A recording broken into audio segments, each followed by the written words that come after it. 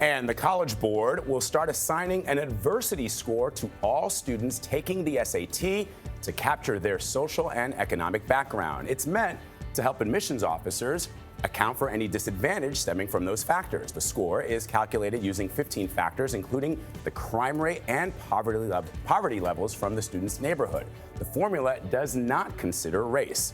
Colleges will see the scores when reviewing applications. 150 institutions are expected to use this test this fall. David Coleman is the CEO of the College Board. He is here to discuss the organization's new approach and its response to the massive college admissions scandal. Good morning. Good morning. Good to see you. So you've probably seen this. One critic in the New York Times said, if the SAT needed a sophisticated, conventional or contextual framework to make it valid, then that's a sign that it's not a good test. So why did the College Board decide to create the adversity test? What the SAT is a valid measure of your achievement. What have you learned in reading and math? How ready are you for college? But what it doesn't measure alone is it doesn't measure what you've overcome, the situation that you achieved that in. What we can do with this context data is see how resourceful you are. Have you done more with less? So to be clear, it's not really a personalized adversity score. It's the general context of your school and neighborhood. And what it's really aiming to do is highlight those resourceful students. Let me give you an example. A college that we partnered with just let in a young woman from Mississippi. She happens to be a rural white young woman in a very small school. And her SAT score was pretty much average with the other applicants. But what they found when they looked at it in context is it was 400 points higher than any other kid scored at her school. The neighborhood, the world she lived in was rife with poverty. It's a small school without a lot of advanced opportunities, but she made the most of it. So we're saying the SAT shows you achievement, but what it can't show alone is your resourcefulness, doing more with less. Yeah, so and that's the point you're trying to make, I hear, is that it's really about putting it all in context. That's it. Calling it the adversity score. Some people would say it should be called the privilege score. Yeah, I think calling it a score is kind of a mistake, if you don't mind. It's really a general background, so every kid in the same school or same neighborhood gets the same background information. We use no personal data.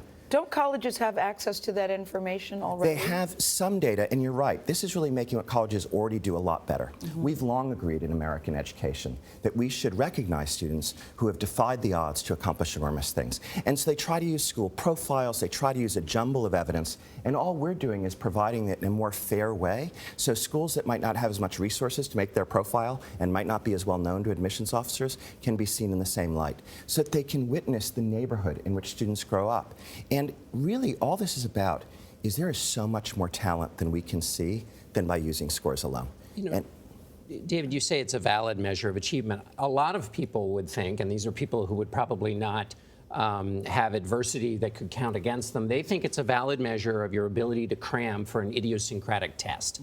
And so they get their kids into the various study programs. People are thumbing through books, going crazy. What about that criticism of the SAT? It's a pretty old-fashioned picture of the old SAT. In 2014, we revised the test and partnered with Khan Academy to make the best of test preparation free for the world.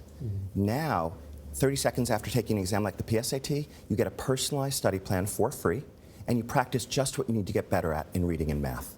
This is not a mysterious test. It tests a few core math skills you use over and over again, and your ability to read with confidence. So 8 million students are now signed up on Khan Academy, dwarfing all the largest test prep organizations by 4 or 5 times. How did your organization react to the college cheating scandal? Did it change how you all do business? Yeah, we cooperated with federal authorities in the scandal and closed the loophole that was used. So the safest place, the most secure place to take the SAT turns out to be at your own school or maybe on a Saturday. There were smaller environments we designed for students who need accommodations, who have special needs. And that was exploited here. So we'll be much more careful in those situations that identity is proven several times over. So we can solve the security problem, Gayle. But I think the deeper anxiety in the Varsity Blues case is A, let's crack down on cheating, and I'm all for it. We will keep working with authorities, and you'll hear more on that. How is it determined this, you said don't call it an adversity score, the resourcefulness score. How is that going to work? What are you going to do later today? You're going to let us know how you determine I just want to be very clear with the public. We are going to publish by 12 p.m. today exactly how this is calculated. And remember, it's not an individual score for that student. It really is about the broad context they grew up in. So every kid in the same neighborhood gets the same score for their neighborhood, and every kid in the same school gets the same score for their school. But they don't know the score. And that could be made available. We're talking about that. But the thing is It's no insight to families that they don't have many resources. Yeah. This is not a revelation. Let's be honest here. What's exciting, what gets interesting is those students who, despite those situations, nonetheless achieve so much. And those are within every racial community in this country. Race is not a factor? Race is not a factor. And so in the Asian community, as all of us should know, there are poor Asians who, and from diverse environments, who face enormous challenge. It'll show them. It'll show within the white community, the rural white community, will emerge here and be seen in a different way. We're going to see that in the African American community, Latino community. What I will say, Gayle, is as much as certain races disproportionately live in neighborhoods with more crime, with more difficult housing situations, you're going to see more of their efforts show up here. Well, it's controversial. And you seem to have an answer for all the controversy, David Coleman. Thank you very much, sir, for joining us today. Thank you.